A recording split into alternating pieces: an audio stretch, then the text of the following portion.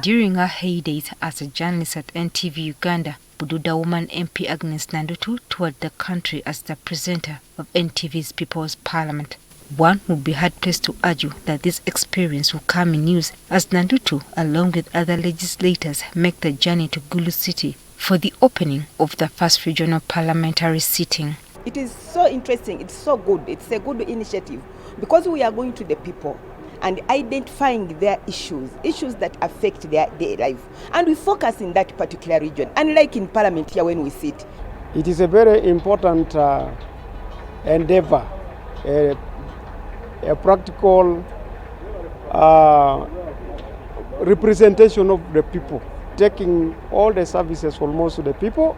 Before heading to Gulu to take part in the regional sitting, legislators, through their respective committees, combed the region to ascertain the salient issues affecting the people, ranging from health, education, and transport.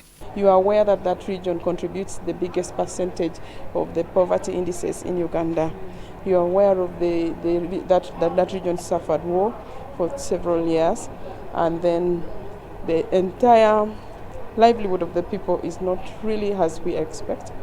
People are lamenting a lot about government in regard to the issue of government failure to compensate them, even when they had lost their cattle, they had lost their property during the Lord Resistance Army. But according to Samia Bugwe Central Legislator Dennis Nyangweso, all this effort will go to waste if the resolutions reached are not implemented by the executive so as to help residents in this region benefit from these special sittings.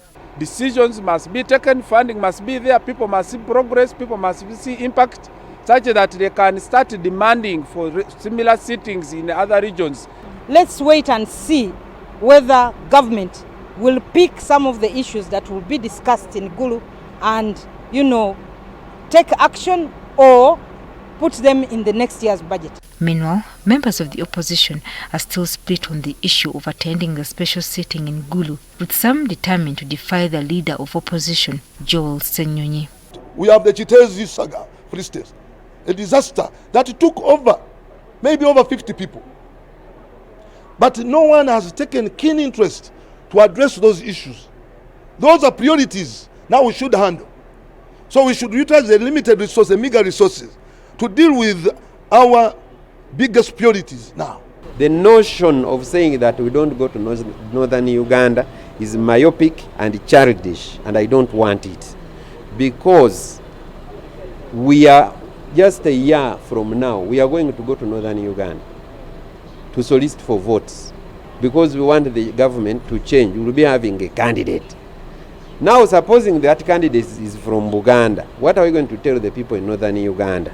But for those not attending, their colleagues have urged them to return the allowance for the sitting that has been given to them. Therefore, the leader of opposition, what he should have done, he should have called all his people so that they return the money. And by now, as we are setting off, they should be showing bank slips or transfers.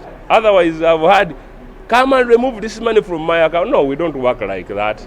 In my own assessment and the considered view, there is nothing to return as of now. But in case it so happens that the allowances I'm talking about, the per diem, are generally given or wired to all members, there will be every justification for those who have boycotted to return the money. We have done it in the past. Joyce Nakato, NTV Tonight.